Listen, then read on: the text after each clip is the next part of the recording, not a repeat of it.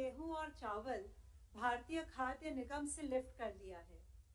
Railway ने 13 lakh wagon से अधिक और 26,972 रेक्स द्वारा एसेंशियल कमोडिटीज की सप्लाई को सुनिश्चित किया है।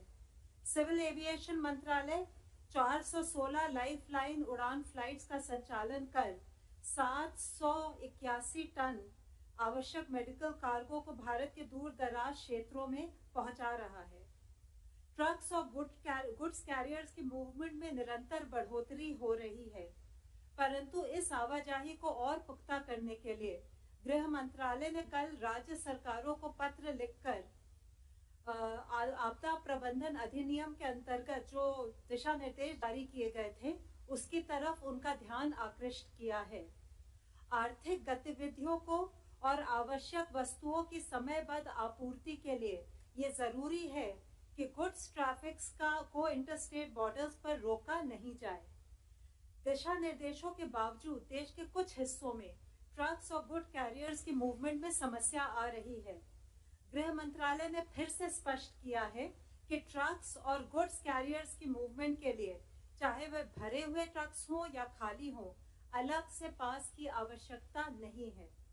राज्य सरकारों को अनुरोध किया गया है कि वे सुनिश्चित करें कि जिला प्रशासन एवं फील्ड एजेंसीज इन निर्देशों का पालन करें।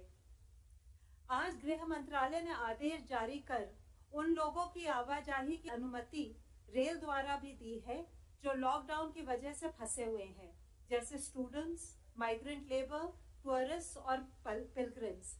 इसके लिए संबंधित राज्य सरकारें एवं रेलवे बोर्ड उचित व्यवस्था करेंगे और सभी हेल्थ प्रोटोकॉल्स का अनुपालन सुनिश्चित करेंगे। पिछले 24 घंटों में भारत में कोविड-19 के 1993 कंफर्म केसेस आए हैं, जिससे कि हमारी टोटल कंफर्म केसेस की संख्या अब 35,043 केसेस हो चुकी है। इनमें से 25,007 cases presently active medical supervision में हैं। अगर हम पिछले 24 घंटे में देखें तो 564 पेशेंट्स क्योर हो चुके हैं, जिससे कि हमारी total tally of recovered cases बढ़कर अब 8,888 हो चुकी है। इस तरीके से हम देखते हैं तो हम पाते हैं कि हमारा रिकवरी रेट निरंतर बढ़ते हुए अब 25.37% हो चुका है। जैसे कि आप सभी को पता है कि देश के विभिन्न जिलों को रेड, ऑरेंज और ग्रीन जोन में बांटा गया है। राज्य और जिला प्रशासन द्वारा कंसंट्रेटेड एफर्ट्स करते हुए यह इंश्योर करना है कि जिन भी जिलों में केस आए हैं, यानी कि रेड या ऑरेंज डिस्ट्रिक्ट, वहां पर इफेक्टिव और स्ट्रिंजेंट कंटेन मेजर्स के थ्रू चेन ऑफ ट्रांसमिशन को ब्रेक किया जाए। Mapping of cases and contacts, यानी कि जितने भी केसेस आए हैं उनको और उनके कॉन्टैक्ट्स को मैप किया जाए। वह केसेस और उनके कॉन्टैक्ट, उनका ज्योग्राफिकल डिस्पर्शन क्या है, उसको एनालाइज किया जाए।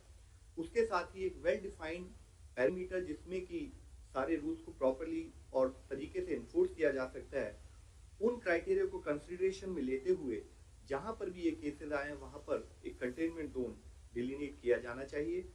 अर्बन एरियाज में जैसे कि कोई रेजिडेंशियल कॉलोनी हो सकती है, कोई मोहल्ला हो सकता है, कोई म्युनिसिपल वार्ड या कोई पुलिस स्टेशन एरिया या कोई म्युनिसिपल जोन और पूरा टाउन, डिपेंडिंग ऑन की केसेस का स्प्रेड आउट कैसा है।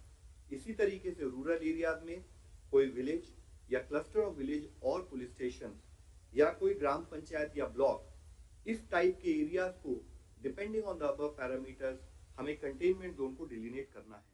अब आया पीपी, जो आप सबको जो सबकी चिंता थी कि पीपी का क्या है, तो पीपी का डिमांड हमको जो दिया गया है, दिस आर प्रोजेक्टेड डिमांड। ये हम मैक्सिमम अप्रोच लेके हम चल रहे हैं। 2 करोड़ का हमारा रिक्वायरमेंट दिया है मोटा मोटा। हमने ऑलरेडी ऑर्डर कर दिया है 2 करोड़ 22 लाख का। डोमेस्टिक ऑर्डर्स हमने दिया है 1.42 करोड़ का।